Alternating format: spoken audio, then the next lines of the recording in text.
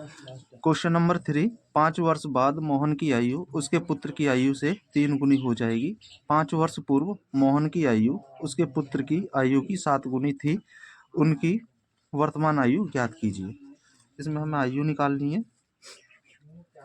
तो मानेंगे, माना एक मोहन है, एक उसका पुत्र है। माना मोहन की वर्तमान आयु x वर्ष है और मोहन के पुत्र की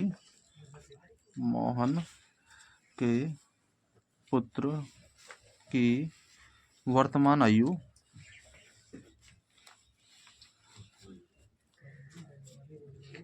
y वर्ष है। ये दोनों आयु वर्तमान हमने मान ली, इन्हीं की वैल्यू निकालनी है।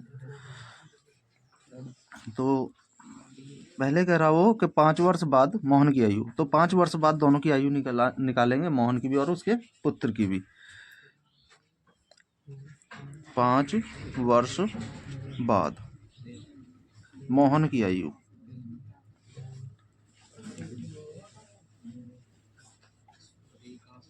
पाँच वर्ष बाद की बात कर रहे हैं तो इसमें 5 वर्ष ऐड कर देंगे मोहन की आयु में। मोहन की आयु थी x वर्ष, x में 5 जोड़ देंगे तो 5 वर्ष बाद की आयु आ जाएगी हमारी।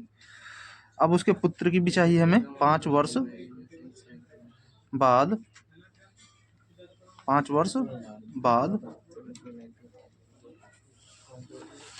मोहन के पुत्र की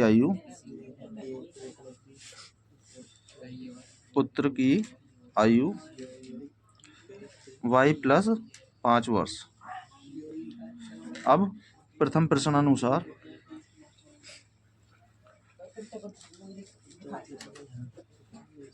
देखिए, यहाँ पर वो कह रहा प्रथम 5 वर्ष बाद मोहन की आयु उसके पुत्र की आयु की 3 गुनी हो जाएगी। तो ये मोहन की आयु है x प्लस 5 और ये पुत्र की आयु है y प्लस 5। अब मोहन 3 गुना ज़्यादा है अपने पुत्र से। अगर हम इसमें 3 से मल्टीप्लाई कर देंगे पुत्र की आयु में तो दोनों बराबर हो जाएंगी।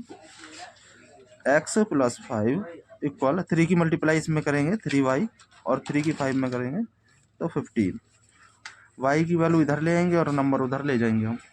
तो x माइनस 3y प्लस था इधर आके माइनस बराबर, ये 15 बराबर में बचा हमारा और ये 5 को उधर लेके जाएंगे तो माइनस का 5। तो x माइनस 3y बराबर में 15 में से 5 कम कर दीजिए 10। समीकरण आ गई 1। इसी तरह आगे देखते हैं। 5 वर्ष पूर्व मोहन की आयु। अब 5 वर्ष पूर्व दोनों की आयु निकालनी पड़ेगी हमें, मोहन की भी उसके पुत्र की भी। तो 5 वर्ष पूर्व मोहन की आयु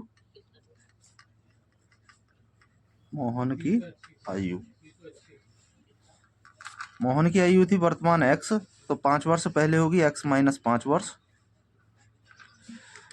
पुत्र की भी निकालते हैं। 5 वर्ष पूर्व मोहन के पुत्र की आयु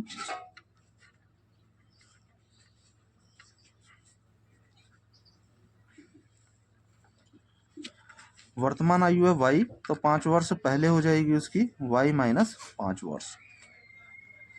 अब द्वितीय प्रश्नानुसार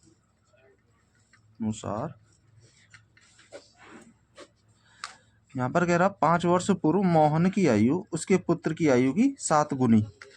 तो मोहन अब अपने पुत्र से 7 गुना ज़्यादा है। तो मोहन है यहाँ पर x माइनस 5 और पुत्र है y माइनस 5। ये 7 गुना ज़्यादा है मोहन और पुत्र 7 गुना कम है। हम 7 की इसमें मल्टीप्लाई कर देंगे, दोनों बराबर हो जाएंगी हमारी आयु।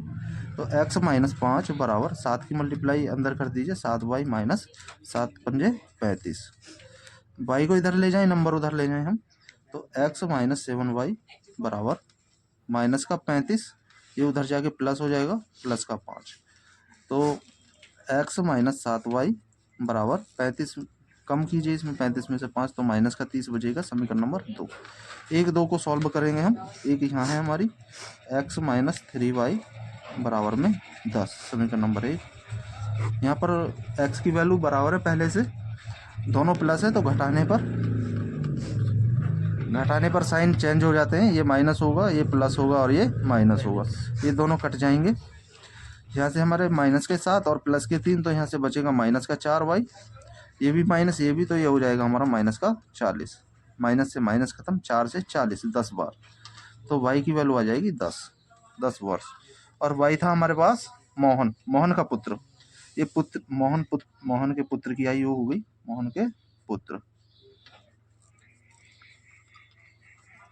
एक आंसर ये आ गया हमारा।